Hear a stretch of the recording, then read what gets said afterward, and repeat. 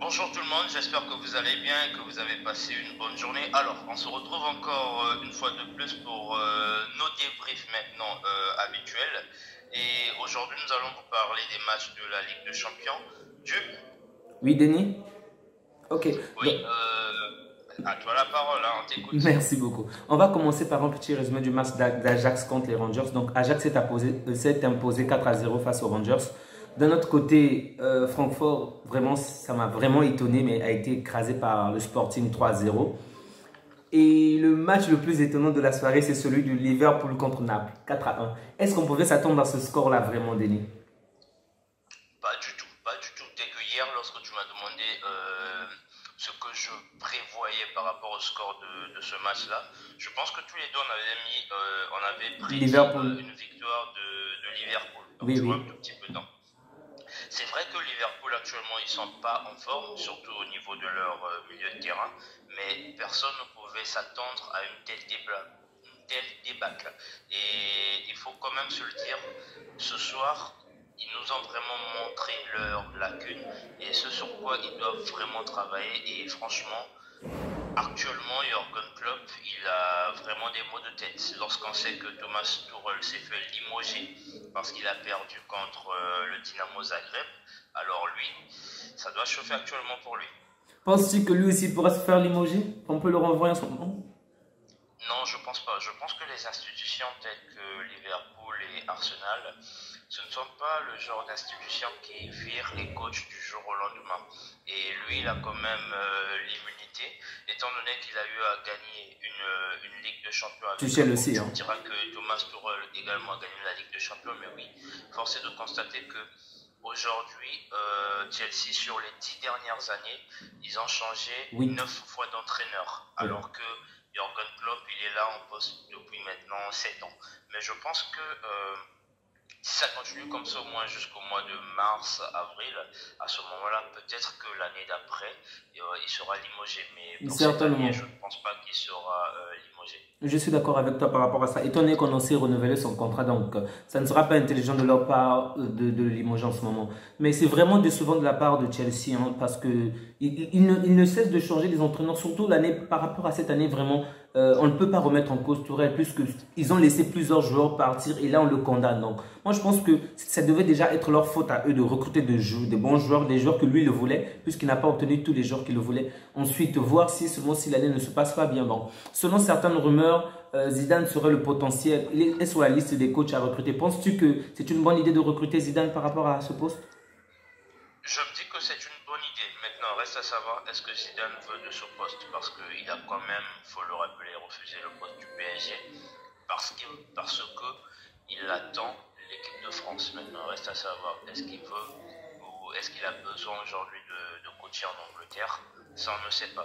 Mais il y a également un autre coach qui est très méconnu du grand public au nom de Graham Potter qui est aujourd'hui le coach de Brighton. Par contre, lui, il fait du bon travail et il est très intéressé à l'idée d'aller à Chelsea. Pourquoi pas lui? D'accord. Personnellement, par rapport à Zidane, déjà le jeu est mauvais par rapport à cette équipe. Je ne pense pas que Zidane va apporter grand-chose, sérieusement. Zidane, généralement, il apporte la différence parce qu'il a un joueur de très grand nom, donc des types CR et autres, mais sans un joueur aussi imposant, bon, je vais me dire Aubameyang, mais ce n'est pas du tout le même calibre. En tout cas, sans ce genre de joueur, je ne pense pas que Zidane pourra faire quelque chose de grand au sein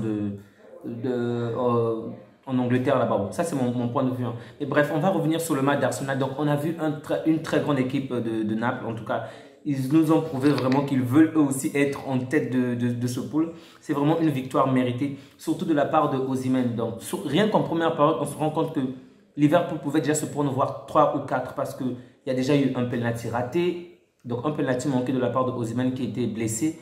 Deux bonnes actions aussi qu'il a manqué. Donc, le score aurait pu être plus large que cela. Donc, c'est même, on va dire, une grâce qu'on les ait battus simplement 4-1. On a vu vraiment des attaquants de Liverpool vraiment inoffensifs.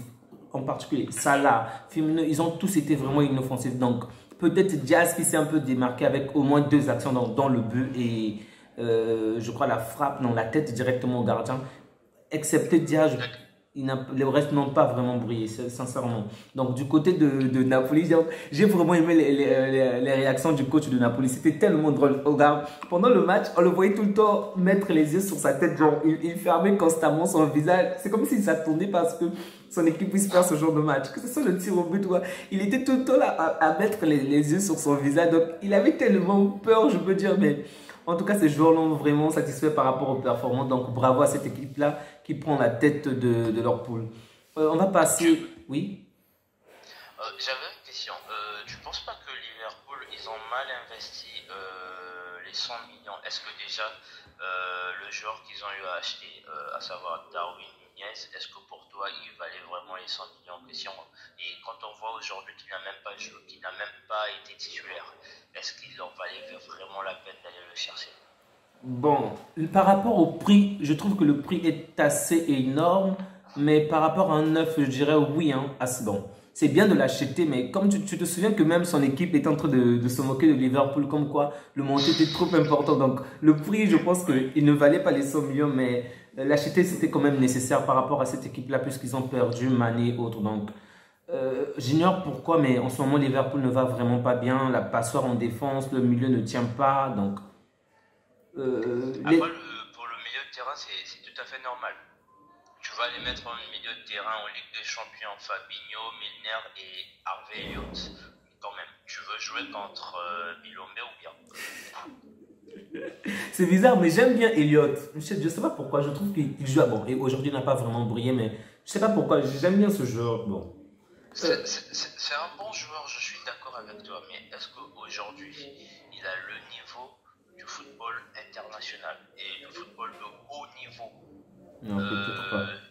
du type Ligue des Champions, là où il y a l'intensité, là où on demande directement l'excellence? Là-bas, il n'y a pas un genre du genre, je veux venir, je veux essayer de faire et ensuite on va voir. Non, tu dois être prêt mentalement, physiquement, avoir tous tes esprits avec toi le soir où on te met au terrain.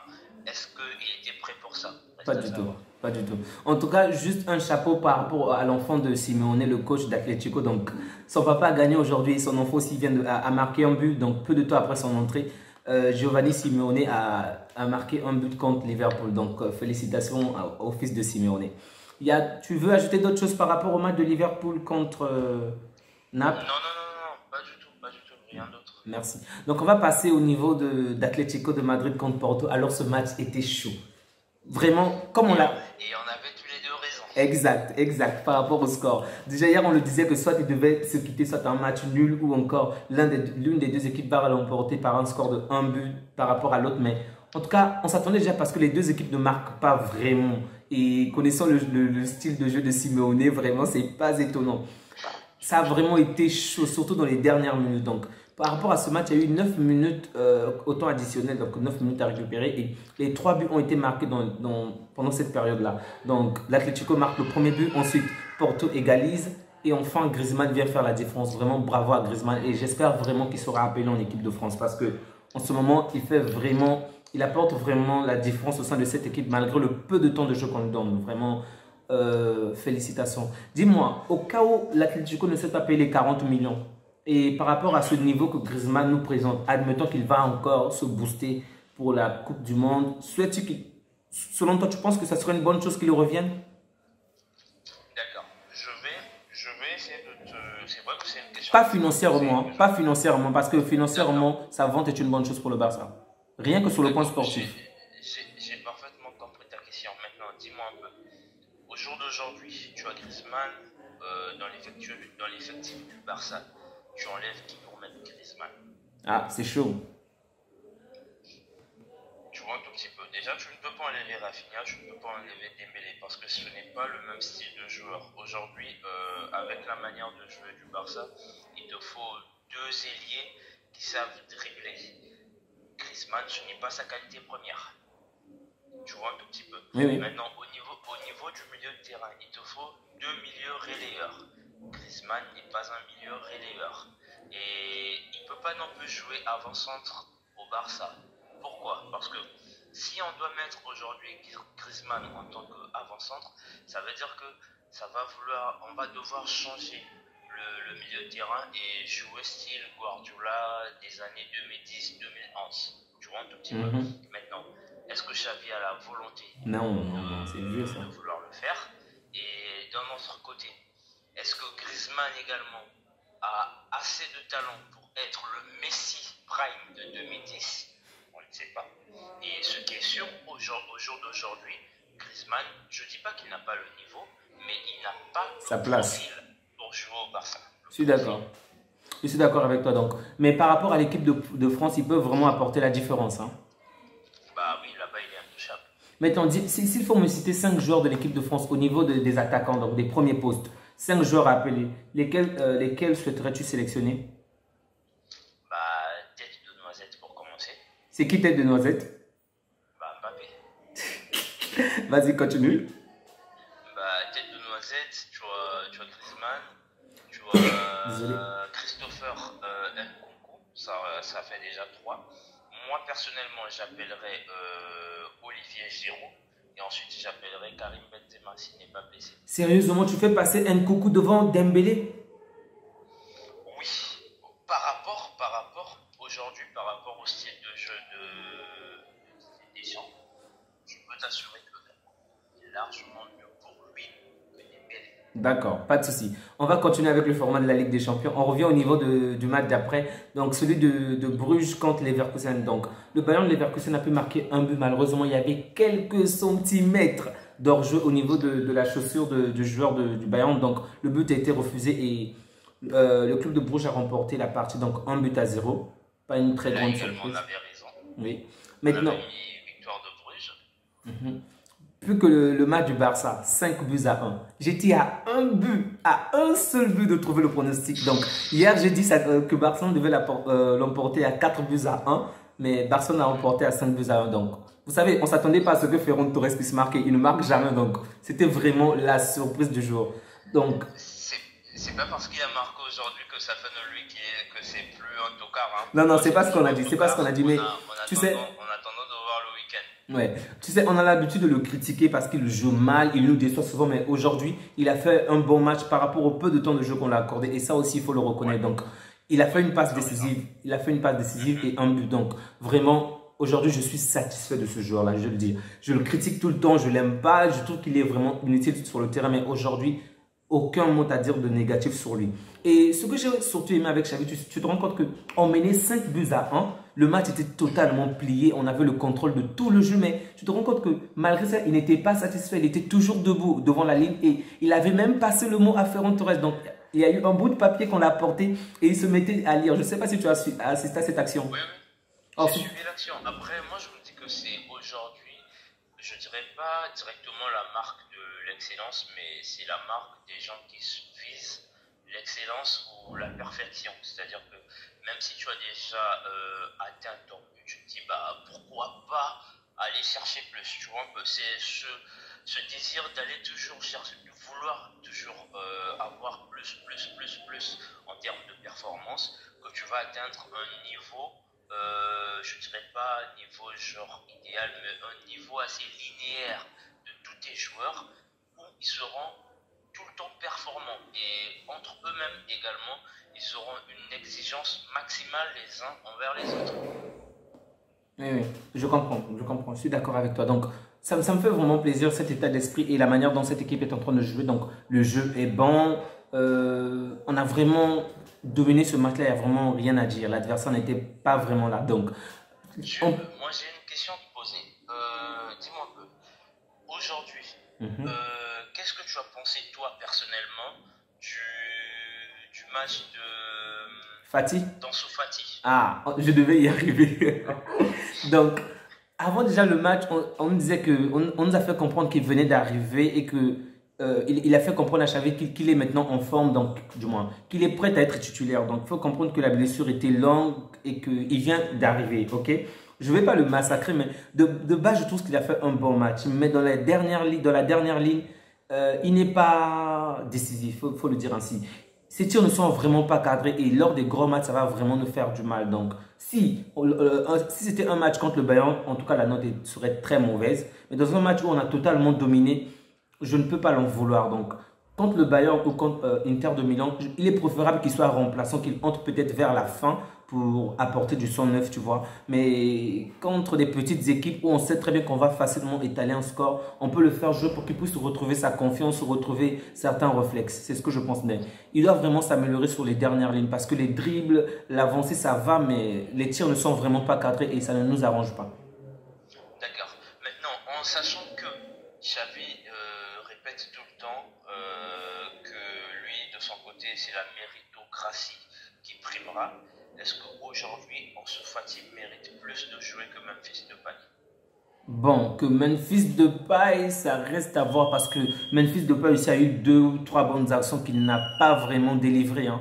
Donc, par rapport à ce match, ça sera un peu compliqué. Il a eu peu de temps de jeu, mais disons que les actions que Memphis Depay a obtenues aussi, il n'a pas su faire la différence par rapport à cela aussi. Donc, si c'est par rapport à Rafinha, je suis d'accord que Rafinha doit garder la première place. Mais d'un autre côté, je me dis que s'il l'a peut-être fait aussi, c'est pour les garder pour la Liga au cas où ils vont s'épuiser. Oui, eux, en fait, ce sont des titulaires indiscutables. Déjà, l'attaque, tu as Dembélé, Lewandowski et Rafinha, d'accord? Ok. Maintenant, c'est moi beaucoup plus, c'est après eux qui vient. Est-ce que tu privilégies aujourd'hui Ansu Fati comme étant remplaçant principal de Dembélé ou est-ce que tu préfères d'abord Depay Bon, Depay. après Depay. voilà, Donc, c'est pour moi, c'est Depay, Fati, ensuite Ferran. d'accord. Euh, Maintenant, oui. qu'est-ce que tu as pensé de la prestation de Christensen? Parce qu'il y a une action là où je me disais, oh merde, le mec il a causé un penalty et il va se prendre un carton rouge.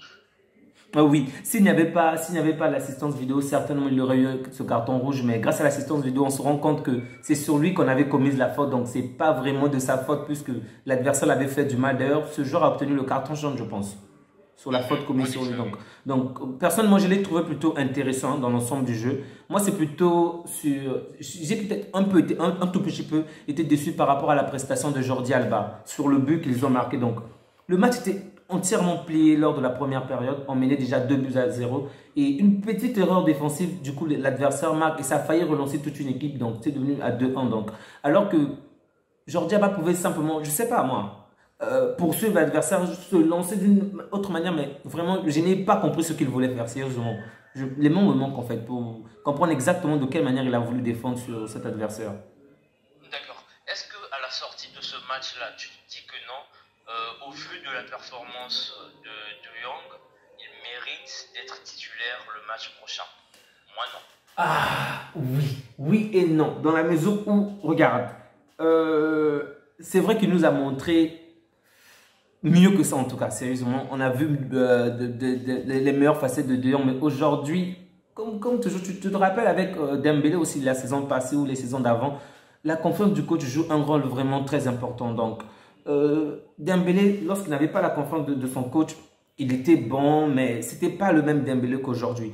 Aujourd'hui, il a un coach qui lui fait entièrement confiance et on voit de quelle manière il sort le meilleur de lui-même. Donc, c'est la même chose avec Frenkie de Jong. Avant Xavi, sérieusement, on était juste ébloui par ses performances, la manière de couper les lignes, de dribbler, de tout faire. Et Xavi arrive, mais je ne dirais pas que Xavi ne l'aime pas, mais Xavi n'est pas très fan de lui, s'il faut le dire ainsi. Il est plus fan de Gavi, de Pedri, des Espagnols, mais pas vraiment de Frenkie. Donc, je me dis que c'est peut-être le manque de confiance en fait par rapport à son coach, le peu de temps qu'il a. C'est vrai qu'il était titulaire aujourd'hui, mais tu vois, lorsqu'on ne te fait pas confiance, ça ne te pousse pas à donner le meilleur de toi-même. Donc, si Xavi aimerait que Frenkie de Jong puisse sortir le meilleur de lui-même, je pense qu'il doit redonner confiance à Frenkie de Jong, faire en sorte que Frenkie de Jong se sente considéré dans cette équipe-là, en fait.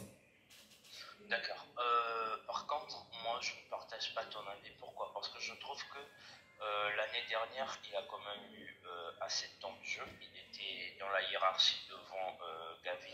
Et c'est juste qu'il est tellement intermittent par rapport à ses performances. C'est-à-dire qu'aujourd'hui, il peut te sortir une masterclass. Tu vas te dire, ah ouais, donc c'est le meilleur milieu de terrain au monde.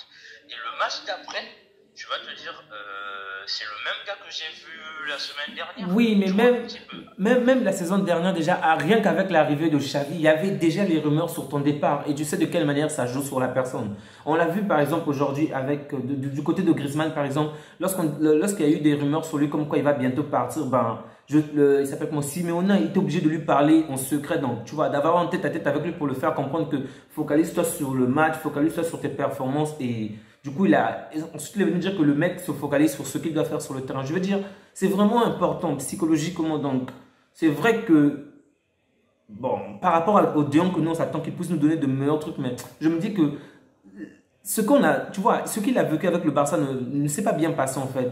Il n'est pas heureux en fait en ce moment avec l'équipe, s'il faut le dire ainsi.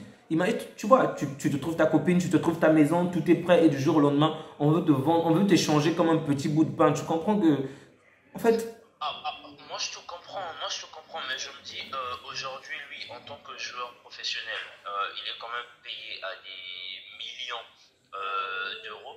Il n'a pas besoin que les gens soient là tout le temps à lui dire, tu sais, on t'aime, tu ne partiras pas, on fera ceci, tu ne pas feras d'état pas d'âme, hein, cela. tu n'as pas d'état d'âme toi. Non, non, c'est pas une question d'état d'âme. Aujourd'hui, en fait, les entreprises, parce que le Barça également est une entreprise, réfléchissent juste en termes de performance, de rentabilité, tu vois. Pour eux, ils se disent que ils ont investi de l'argent sur toi pour que tu sois performant. Si tu ne l'es pas, ils sont dans le droit de chercher au niveau du marché qui pourrait te remplacer. Maintenant, à toi de te bouger et de montrer que tu mérites largement le prix qui a été investi sur toi. On ne va pas quand même être là, si tu as fait une mauvaise performance, venir dire, tu sais, du bien, t'inquiète pas, ça va aller. C'est vrai qu'il faut le faire. Je ne dis pas. Je ne dis pas qu'il faut jamais le faire. Il faut le faire. Mais de temps en temps également, il faut mettre la personne face à la réalité. Écoute, aujourd'hui, moi, j'attends ça, ça, ça de toi. Si je n'arrive pas à en avoir de toi, j'irai voir ailleurs. D'accord. Raison pour laquelle il y a des phases de mercato. Je comprends. Donc, ce que je peux demander peut-être à Xavi, c'est la manière dont il s'implique pour Ferran Torres, qu'il puisse faire la même chose sur Frankie de Jong, et je suis certain qu'il y aura une grande différence. D'accord. Par contre, là, je suis d'accord avec toi. C'est peut-être l'implication ou la manière de véhiculer le message de la part de Xavi qui est peut-être incompréhensible pour De Jong. Ok. Maintenant, donc on peut passer à un autre joueur. Donc, on va parler de Dembélé, comme vous le savez si bien. Il a vraiment fait un excellent match. Vraiment, c'était juste beau à voir. Toujours bon dribbleur. C'est vrai qu'il n'a pas marqué, mais il a fait au moins une passe décisive, des dribbles de ouf. Et surtout la manière de défendre aussi qui était juste fantastique. Parce que je crois que c'était le deuxième but le deuxième but de Lewandowski où c'est lui qui perd la balle et il court rapidement, il tacle le joueur, il récupère la balle, centre pour que Lewandowski marque de la tête. Tout, tout. Le Bernabeu, excusez-moi, le Camp Nou s'est carrément levé vraiment pour l'acclamer sur la manière dont il a défendu. Donc, on a vraiment besoin de cette agressivité-là aussi de la part de nos attaquants. Ça fait vraiment plaisir de les voir. Dès qu'ils perdent la balle, ils retournent vite récupérer la balle pour relancer le jeu. Vraiment, c'est juste magnifique. Donc, un très très bon match de la part de Dembélé et un triplé de Lewandowski. Waouh! Qu'est-ce que tu peux dire de ces deux joueurs par rapport à leur prestation de ce match? Ils ont fait ce qu'on attend d'eux. Pourquoi? Parce qu'aujourd'hui, ce qu'on attend de Dembélé, c'est d'être le détonateur des actions du Barça. Et étant donné que par rapport à son style de jeu, il peut déséquilibrer la structure de l'équipe adverse. Donc du coup, je me dis, aujourd'hui, il a fait son travail, il a rempli son rôle à la perfection. Et idem pour Lewandowski. Il a été acheté pour mettre des buts et aujourd'hui, il en a planté trois, tout en nous aidant dans le jeu, dans la construction du jeu. Donc pour lui également, c'est parfait. Ok, donc un but décisif de Kessié, triplé de Lewandowski, une passe décisive de Ferran Torres et un but de Ferran Torres, 5. Donc c'était vraiment magnifique à voir, très très spectaculaire de la part de nos joueurs. Et j'espère juste que Raphaël ne sera pas déçu par rapport au match, qu'il ne sera pas frustré et que lui aussi de son côté il pourra nous offrir un bon match lors de ce week-end.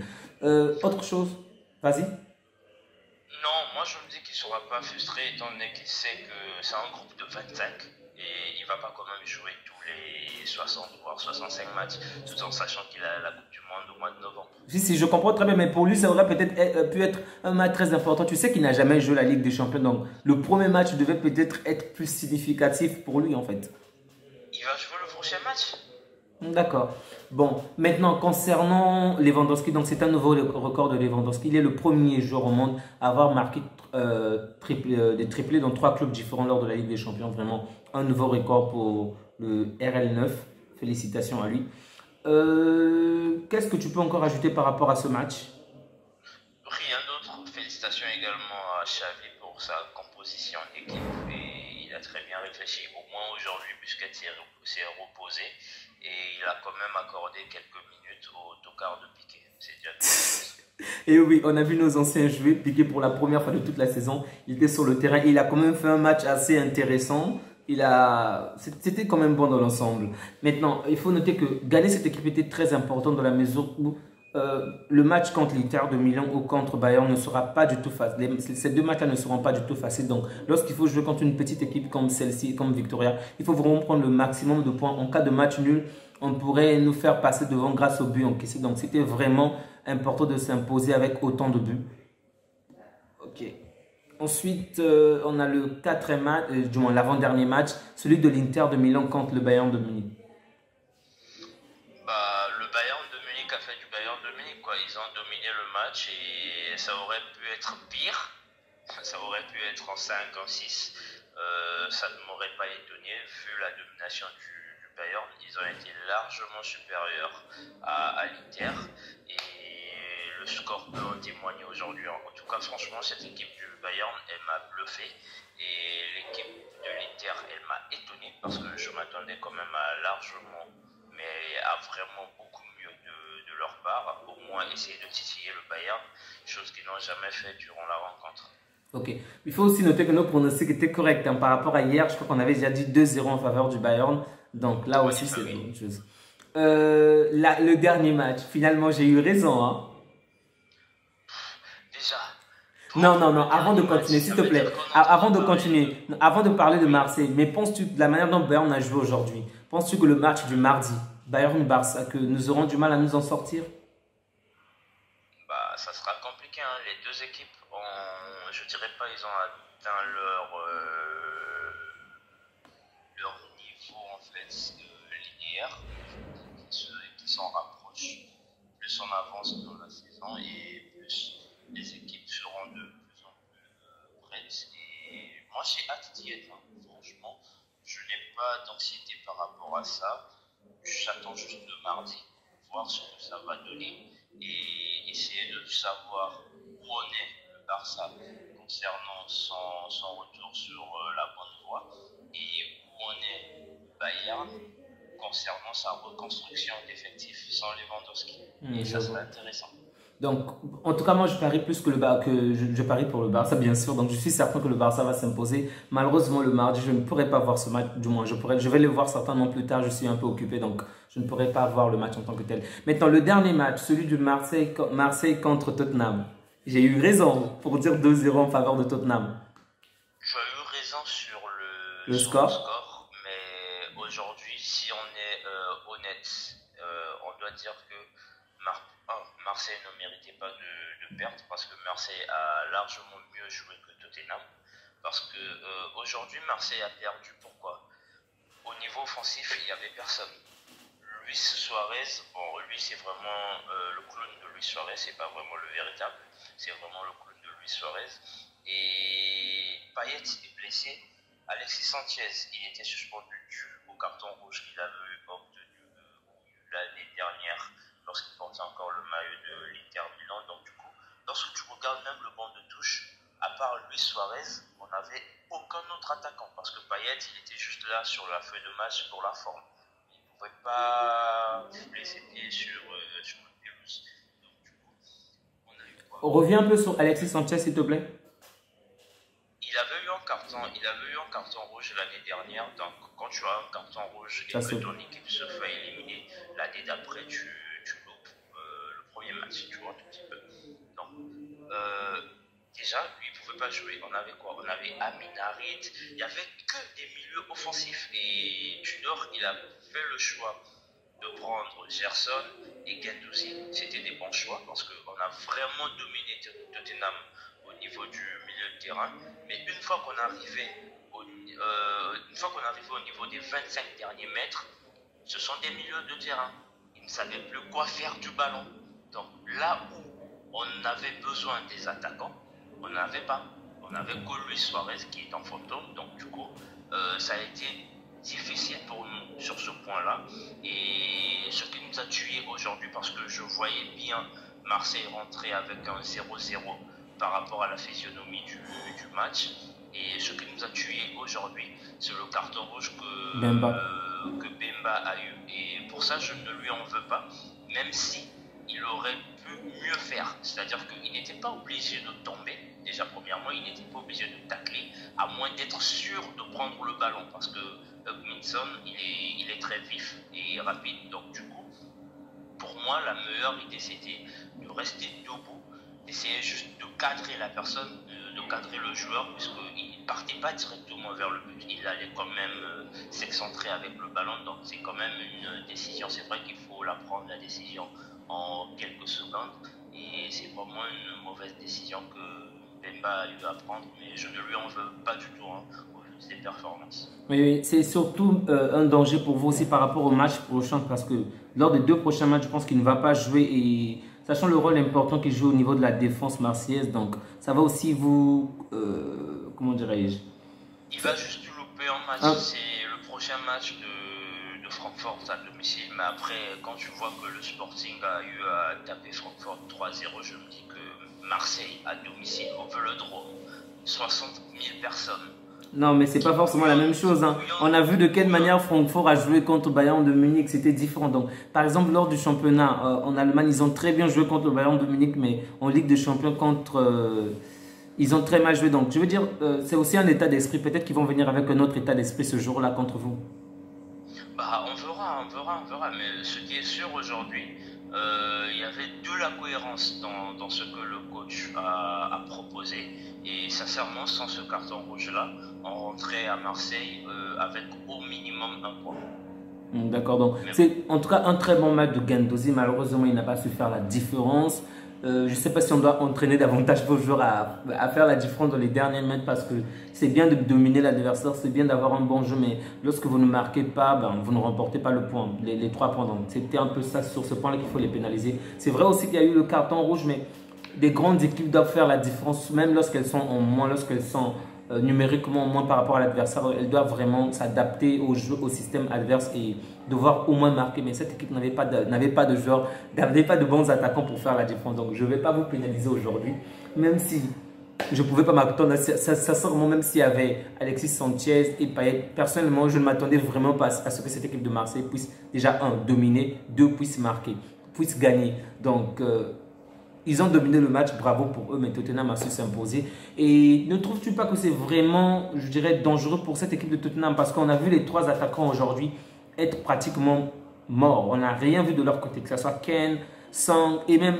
Richarlison, excepté après le carton. C'est seulement là-bas qu'on l'a vu. Il a pu faire la différence, vraiment. C'est lui l'homme du match. Mais avant le carton rouge, ben, on n'a rien vu de la part des 3 attaquants. Tu ne trouves pas que c'est alarmant?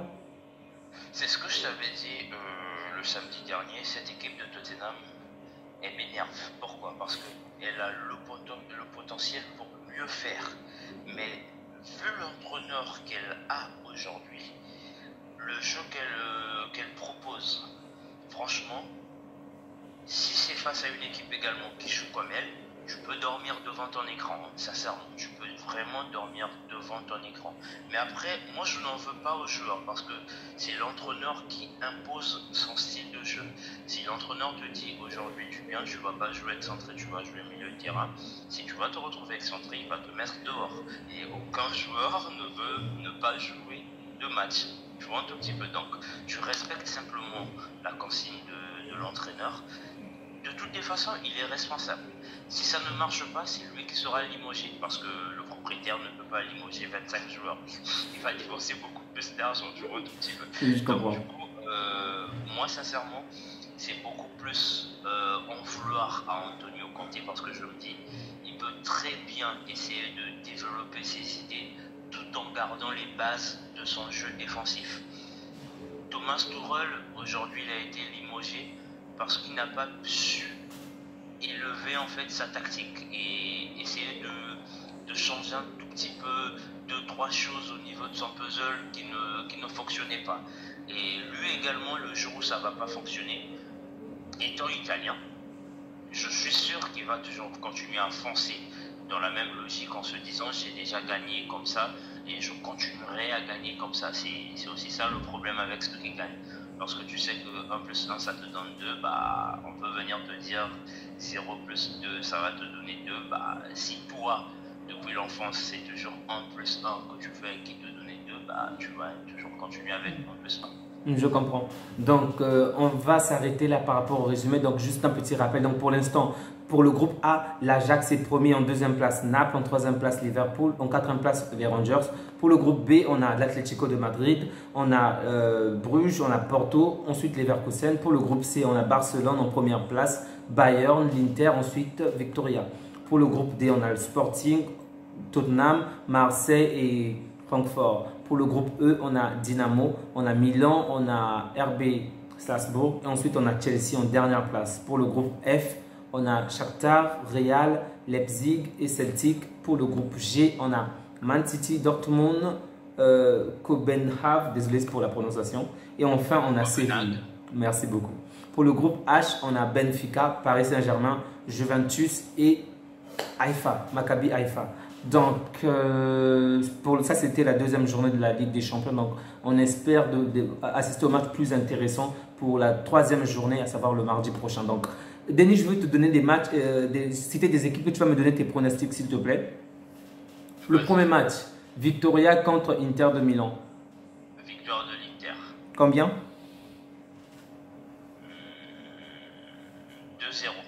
2-0. 2-1 pour moi. Le deuxième match, Sporting contre Tottenham. Victoire de Tottenham. Combien? Il n'y aura pas 3 buts d'écart. Mais je ne sais pas quel pronostic te donner sincèrement, mais il n'y aura pas 3 buts d'écart. Pas de souci. 2-2 pour moi. Liverpool contre Ajax. Waouh. Le Liverpool d'aujourd'hui que j'ai vu là. Ok, ça veut dire que le match prochain, s'ils ne gagnent pas, c'est mort pour eux. 2-1 Liverpool. Ah voilà, parce que c'est ce que je devais te dire, ils vont se battre bec et ongle pour avoir au moins 3 points. Donc moi aussi, je pense que Liverpool va gagner, mais entre 2-1 ou 3. Donc on va dire 2-1 aussi pour ce point. Et enfin les Rangers contre Naples. Victoire de Napoli. Combien? 4-2. 4-2. 3-2 pour moi. Porto contre Bruges. Oula, là ce qui est sûr, le gagnant n'aura pas plus de 2 buts d'écart. Mais j'irai pour Porto. 1-0 pour moi ou 2-0. Bayern Leverkusen. Pour qui? Porto ou Bruges? Bayern Leverkusen contre Atlético de Madrid. Victoire de l'Atlético de Madrid et il n'y aura pas de but d'écart. Enfin, les équipes de Simeone, vraiment, on ne s'attend pas vraiment à une panoplie de buts. Pardon? Je dis 2 buts d'écart, ce sera le maximum.